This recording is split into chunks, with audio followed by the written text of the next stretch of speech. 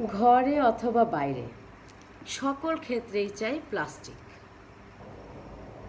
পানির বোতল ক্যারি করব কেন? বাইরে তো সহজেই পানি পাওয়া যাচ্ছে, সহজে একটা বাটি কিনে খাবার খেয়ে নিতে পারছি। কম টাকায় স্পুন পেয়ে যাচ্ছি প্লাস্টিকের, মগও। কিন্তু ভেবেছেন এই সহজলভ্য আর কম টাকার এই জিনিসটি আপনার কি ক্ষতি করছে? সয়াবিন তেল ইউজ করছি, কিন্তু সয়াবিন তেলের আপনার যে পাত্রে রাখা হয়েছে ওই পাত্রটি প্লাস্টিকের। তো আসুন জেনে নেই যে আসলে এই সহজলভ্য জিনিসটি গ্রহণের ফলে আপনার কি ক্ষতি হচ্ছে। সাথে আছি আমি পুষ্টিবিদ নিশাত রহমান রুনা। 1 লিটার প্লাস্টিকের বোতলের পানিতে গড়ে প্রায় 2,40,000 মাইক্রোপ্লাস্টিক থাকে। 2024 সালে গবেষণায় দেখা গেছে যে রক্তে মাইক্রোপ্লাস্টিক সহজে প্রবেশ করে আপনার ব্রেন এবং হার্টের ক্ষতি করে, ফলে হার্ট অ্যাটাক, স্ট্রোক সম্ভাবনা বেড়ে যায়।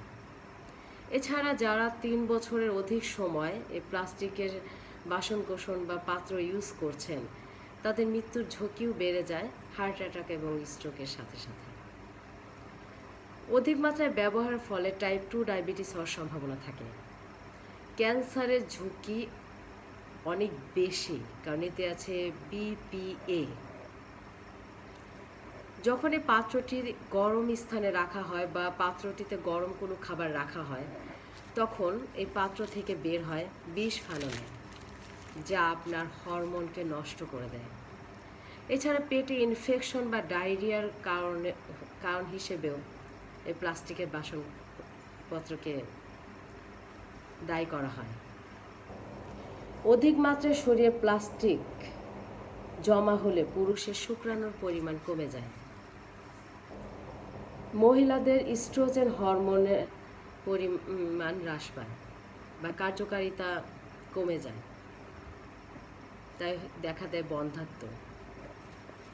এখন বিষয় হচ্ছে যে এ থেকে সমাধান কি? সমাধান হচ্ছে আপনি কাচের পাত্র বা স্টেইনলেস স্টিলের পানি রাখবেন বা পান করবেন। খাবার রান্নার ক্ষেত্রেও কাচের বা অন্যান্য স্টেনলেস স্টিল বা অন্যান্য যে পাত্র আছে প্লাস্টিক ছাড়া তা আপনি ইউজ করবেন। কোনো গরম স্থানে প্লাস্টিকের কোনো কিছু রাখা যাবে না, বা প্লাস্টিকের কোনো কিছু